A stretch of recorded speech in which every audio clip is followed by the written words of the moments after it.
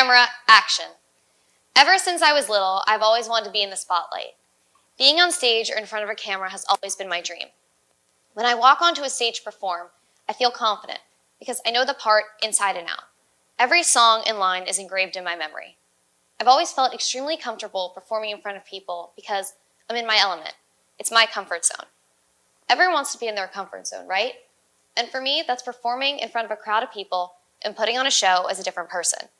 Some people will call me crazy for saying this, but it's true.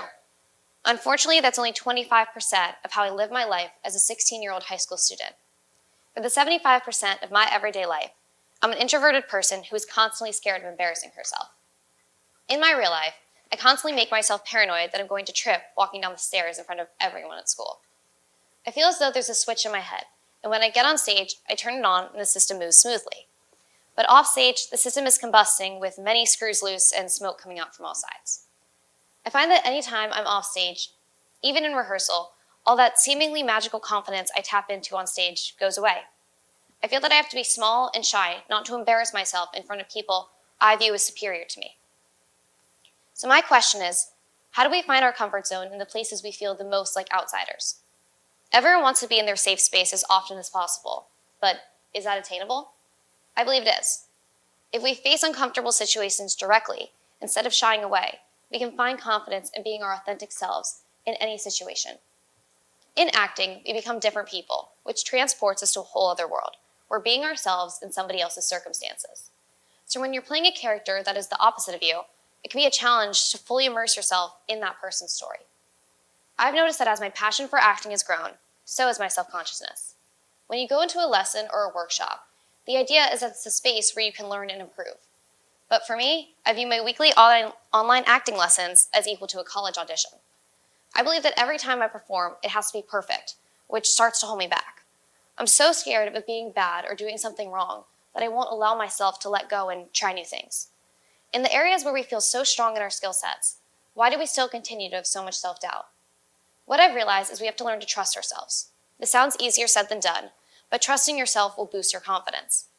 In life, we all wear different masks for the situations we're in, just like in acting, always stepping into someone else's shoes.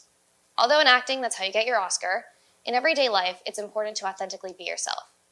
Over the last couple of decades, social psychologists have investigated what it means to find the idea of core self. In an article from Psychology Now that references Bruce Hood's study on the illusion of self, he explains, quote, "We perceive the self as a result of different regions in our brain trying to combine our experiences, thoughts, and behaviors into a narrative, and in this sense, the self is artificial. Our personalities become manufactured from the positive and negative experiences we've gone through." Hood argues, quote, "Our brain naturally creates narratives in order to make sense of the world. Since we all consider ourselves the main characters in our lives," he notes that, quote, "Our brains are always thinking in terms of stories. According to Hood, our self-fabrication emerges from the storytelling powers in our brain. Our brain has power in artificial storytelling, so we have to be careful about the narratives we're creating. Pretending you're someone else to fit in can cause you to lose sight of who you really are, which leaves you unable to act as an authentic version of yourself in your daily activities. Becoming comfortable with yourself will allow you to insert yourself naturally in situations you're not typically in. For generations, people have been trying to uncover the secret passcode to become our most authentic selves. But the answer is we have to take action to learn who we really are. When we're constantly putting on different masks based on who we're with, it means we're not accepting our true selves. In the Beatles song Eleanor Rigby, the line "wearing the face that she keeps in the jar by the door" symbolizes the idea that she's using her facial expressions to cover how lonely she feels inside. Shielding our true feelings leaves us feeling empty and uncomfortable. By embracing our true emotions instead of hiding them, we can take steps forward to feel comfortable in everyday life. Sure, someone is allowed to be uncomfortable meeting new people, but if we immediately pretend to be someone we're not by making the slightest change, how can we ever stop? According to a 2005 National Institute of Health study by Neil Schneiderman, Gail Ironson, and Scott D. Siegel, quote, "Stressors have a major influence upon our mood, our sense of well-being, our behavior, and health. Our stressors can be activated based on how vulnerable we are as people. This is why it is important to find comfort in authentically being yourself, so we don't limit ourselves to new experiences that seem awkward and difficult. Throughout therapy visits, lots of self-reflection, and online quizzes, I've identified myself as an introvert. In the blog Dear Reader, independent researcher Rosalind Ikes defines introverts as people who prefer calm, minimally stimulating environments, which I feel perfectly describes me. and I'm sure some of you can also connect to that description. I prefer to keep to myself and would never say I'm an outgoing person. So now you're probably thinking, why is this introverted girl telling me to be outgoing and find comfort in really uncomfortable and awkward situations? Because, as an introvert, I find that tapping into my extroverted side is a superpower. When I go on stage, I can't stay shy and reserved, so I use the power of being an extrovert to adapt. I can't do this all the time because it isn't naturally who I am, but it's a tool I can use. My whole talk has been me rooted in me being a performer and wanting to show off in front of a crowd, but that doesn't mean that's always how I want to live.